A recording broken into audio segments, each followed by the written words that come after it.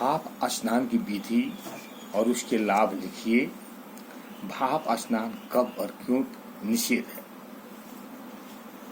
भाप स्नान, यह स्नान निरापद है तथा शरीर के मल और विजातीय द्रवों को घोलकर बाहर निकालने में मदद करता है।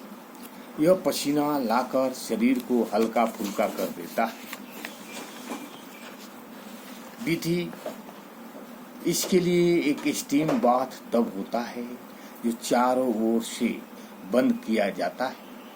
केवल सिर बाहर रखने दिया जाता है। जब गैस चूल्हे, स्टोव या हीटर पर एक कुकर रखकर उनमें से एक plastic pipe steam bath tub में प्रविष्ट कर दिया जाता है, जिससे भाप ऊपर से निकलकर बंद टब में चली जाती है।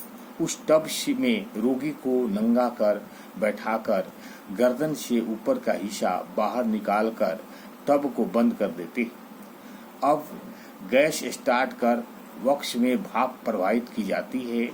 रोगी के सिर के ऊपर गीला तौलिया रख दिया जाता है तथा गर्दन के चारों ओर दूसरा तौलिया लपेट दिया जाता है, जिससे कि वाष्प बॉक्स से बाहर न निकले। एक बात का विशेष ध्यान रखा जाता है कि रोगी जब बॉक्स में बैठे तो उसे एक गिलास ठंडा पानी पिलाते हैं और सिर के ऊपर समय समय पर ठंडा जल डालते रहते हैं। ध्यान रखते हैं कि अगर रोगी को किसी प्रकार की घबराहट होती है तो उसे एक या आधा गिलास ठंडा जल पिला देते हैं। इस प्रकार रोगी उस बॉक्स में 20 से 25 मिनट बैठा रहता है। जब रोगी के चेहरे पर खूब पसीना झलकने लगे तो उसे बॉक्स से निकालकर तुरंत फुहारा स्नान देना चाहिए। इसके बाद रोगी का शरीर सुखाकर घर्षण स्नान या हल्का व्यायाम कराना चाहिए। लाभ है, जिन रोगियों को कमजोरी के कारण पसीना कम निकलता है, यह स्नान लाभदायक। मोटे रोगियों को मोटापा कम करने में सहायक है, क्योंकि पसीने के साथ चर्बी को घुलाकर निकलता। जई के डंडल को कुकर में डालकर भाप स्नान देने से गुर्दे या पथरी के रोगी में लाभ मिलता।